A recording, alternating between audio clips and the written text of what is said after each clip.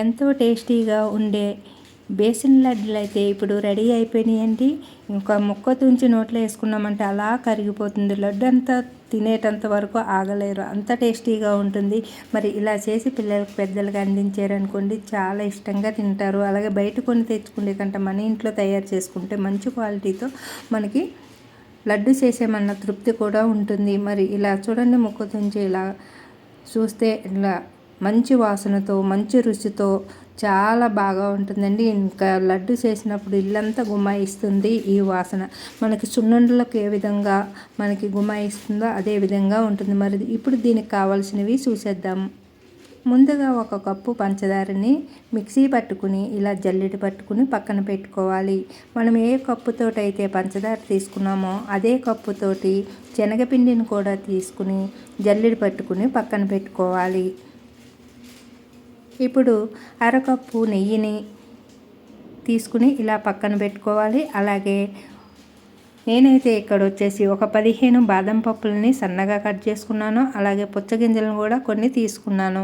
అలాగే మీరు బాదం పప్పు బదులుగా జీడిపప్పుని తీసుకొని సన్నగా కట్ చేసుకుని పక్కన పెట్టుకోవాలి. ఇవన్నీ ఇలా రెడీ చేసుకున్నాక ముందుగా ఒక గిన్నె తీసుకుని స్టవ్ పై పెట్టి స్టవ్ ఆన్ చేసుకుని సన్నని మంట మీద ఇప్పుడు కట్ చేసుకున్న బాదం ముక్కలని అలాగే పుచ్చగింజలను కూడా వేసి దోరగా వేపించుకుందాము. ఇందులో నెయ్యి వేయవలసిన అవసరం లేదండి, ఉట్టినే ఇలా వేపించుకుని ఒక ప్లేట్లోకి అయితే తీసేసుకోవాలి. ఇప్పుడు అదే గిన్నెలోకి మనము ముందుగా తీసుకున్న 1/2 కప్పు నెయ్యిని కూడా వేసి సన్నని మంట మీద వేడి చేసుకుందాము. నెయ్యి అనేది కరిగిన తర్వాత మనము శనగపిండిని ఇందులో వేసుకుని సన్నని మంట మీద వేపించుకోవాలి. మొత్తం మంట అనేది సిమ్లోనే ఉండాలండి. ఇక్కడ మీరు గుర్తుంచుకోవాల్సింది, లేదంటే పిండి అనేది మాడిపోతుంది.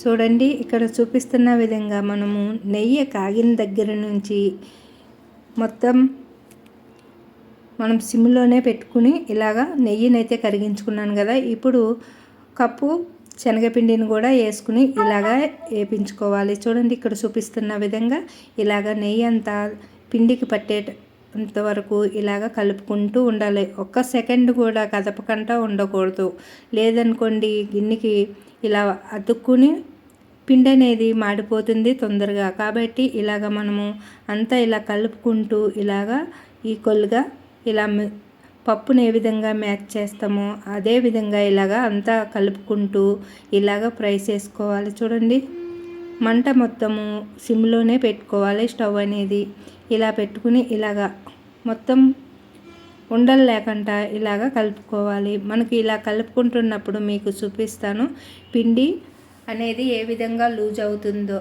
మనకి ఇలా పిండి ఏగే కొద్దీ మనకి పిండి అనేది లూజుగా అవుతుంది. మీకు ఈ వీడియో స్కిప్ చేయకుండా చూస్తే మీకు అర్థమవుతుంది.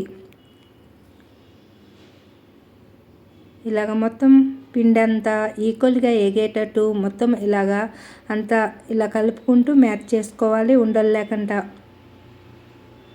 చూడండి, మనం ఇలా వేపుతున్నప్పుడు కొద్దిసేపటికి మనకి దీంట్లో ఉన్న నెయ్యి అనేది బయటకు వచ్చి పిండి అనేది లూజుగా అవుతుంది. అలాగే మీకు ఎగిందనే సూచనగా పిండి కలర్ చేంజ్ అవుతుంది. అలాగే మంచి వాసన కూడా వస్తుంది. అప్పుడు మనకి పిండి అనేది ఎగినట్టు సూచన.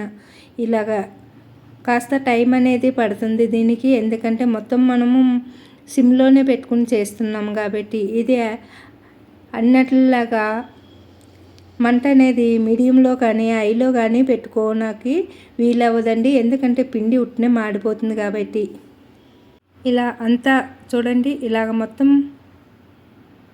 కలిసేటట్టు కలుపుకుంటూ నెయ్యి అంతా బయటకు వచ్చి పిండి అంతా లూజ్ అయ్యేటంత వరకు మీకు ఇక్కడ కనిపిస్తున్న విధంగా ఇలాగా కలుపుకుంటూనే ఉండాలి. ఉండలు లేకుండా ఇలాగ మొత్తం పిండి అంతా ఈక్వల్గా ఏగేటట్టు ఇలాగా మొత్తం ఇలా చూసారా, నెయ్యి అనేది కొద్దిగా విడుతుంది కదా బయటికి.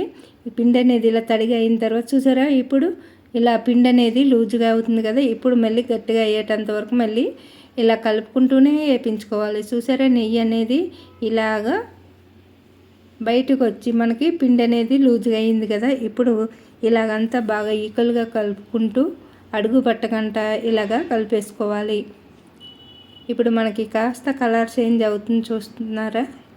ఇలా కలర్ చేంజ్ అయ్యి మంచి వాసన వస్తుంది చూడండి.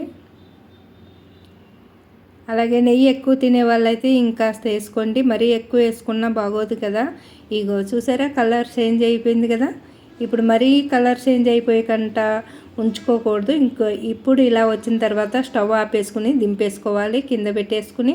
ఇప్పుడు మనము ముందుగా వేపించి పెట్టుకున్న పుచ్చగింజలు అలాగే బాదం పప్పుని వేపించి పెట్టుకున్నాం కదా, అవి వేసి బాగా కలిపేసుకుని ఇప్పుడు మనం మిక్సీ పెట్టి పక్కన పెట్టుకున్న పంచదారని కొద్ది కొద్దిగా వేసుకుంటూ ఇలాగా అంతా కలిపేసుకోవాలి. వేడిగా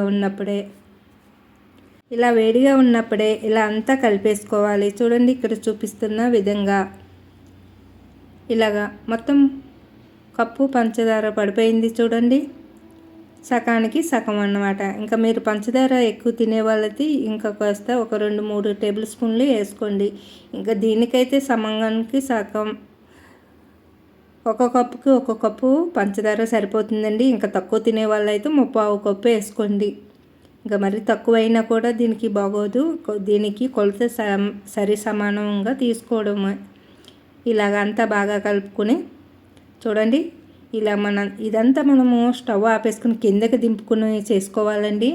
ఇలాగా మొత్తం పంచదార అంతా ఇలా కలిసిపోయేటట్టు దీంట్లోకి ఇలాగ బాగా మళ్ళీ గరిటెతోటి ఇలా మెదుపుకోవాలి, అంతా కలిసేటట్టు. మనకి కోబెల్లలకి ఏ విధంగా ఇట్లా దింపి పాముతారో అదే విధంగా పాముకోవాలన్నమాట. ఇలా ఇప్పుడు వేడంతా చల్లారిపోయిన తర్వాత చేతితో కలుపుకుని, ఒకవేళ మీకు పిండి అనేది ఉండవటం లేదనుకుంటే కాస్త నెయ్యి చేతికి రాసుకుని ఉండలాగా చుట్టుకోవాలి. నాకు అరకప్పు నెయ్యి వేసాను కాబట్టి సమానం సరిపోయిందండి. ఇంకా ఉండలన్నీ ఇలా చుట్టేసుకున్నాను. వీటిని బేసన్ లడ్డులని, శనగపిండి లడ్డులని కూడా వీటిని పిలుస్తారు. గోరువెచ్చగా ఉన్నప్పుడు ఉండలు చేసుకున్న తర్వాత అన్నీ మళ్ళీ ఈక్వల్గా కూడా చేసుకోవచ్చు. చూసారా, ఇప్పుడైతే బేసన్ లడ్డులు అయితే రెడీ అయిపోయినాయండి. ఎంతో టేస్టీగా ఉండే ఈ బేసన్ లడ్డు చిదిపి చూపిస్తున్నాను చూడండి. ఇలాగా తుంచి ముక్క నోట్లో వేసుకున్నారంటే అలా కరిగిపోతుంది. లడ్డు మొత్తం తినే వరకు కూడా ఆగలేరు, అంత టేస్టీగా ఉంటుంది. మొత్తం తినేస్తారు లడ్డుని. మరి ఎంత టేస్టీగా ఉండే ఈ లడ్డుని ఇలా చేసి మీ పిల్లలకి, మీ ఇంట్లో వాళ్ళకి అందించండి. వీడియో నచ్చితే లైక్ చేయండి, షేర్ చేయండి.